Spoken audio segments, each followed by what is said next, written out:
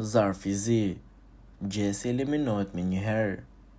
Shtëpia më e famshme në Shqipëri u trondit pas ditën e sotme nga një incident i rënd që solli pasoja të menjëhershme.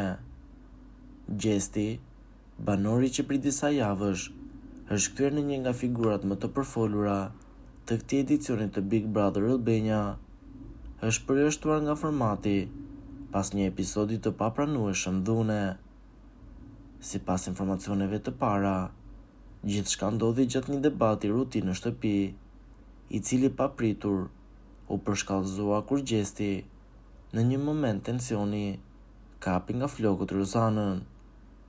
Reagimi i dhunshëm ndaj banores solli ndërhyrjen e menjëhershme të banorëve të tjerë, të cilët u futën mes tyre për të parandaluar përshkallëzimin e mëtejshëm të situatës. Produksioni Big Brother nuk toleroi këtë shkelje flagrante të rregullores së shtëpisë. Vetëm pak minuta pas incidentit, u dërgua në shtëpi Zarfi Zi, simboli i vendimeve të rënda dhe përfundimtare në formatin e njohur televiziv. Gjesi u njoftua se për shkak të sjelljes së tij të dhunshme, ai do të eliminohej menjëherë nga loja. Dhuna në çdo formë është kategorikisht e papranueshme në shtëpinë e Big Brother, u lexua në vendimin që ju komunikua banorëve. Si rezultat i veprimit të tij, Gjesi duhet të largohet menjëherë nga shtëpia.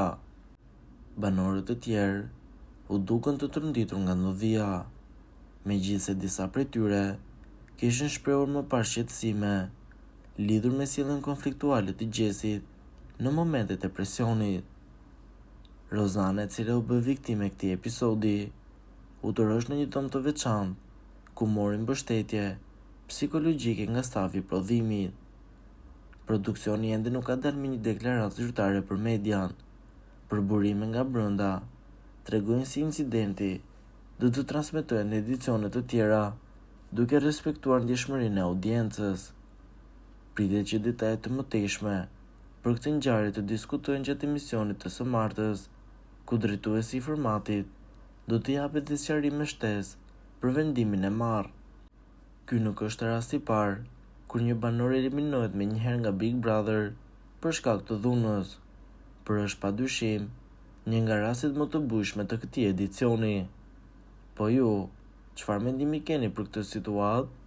Komentoni mendimin tuaj dhe mos harroni të na bëni like dhe subscribe.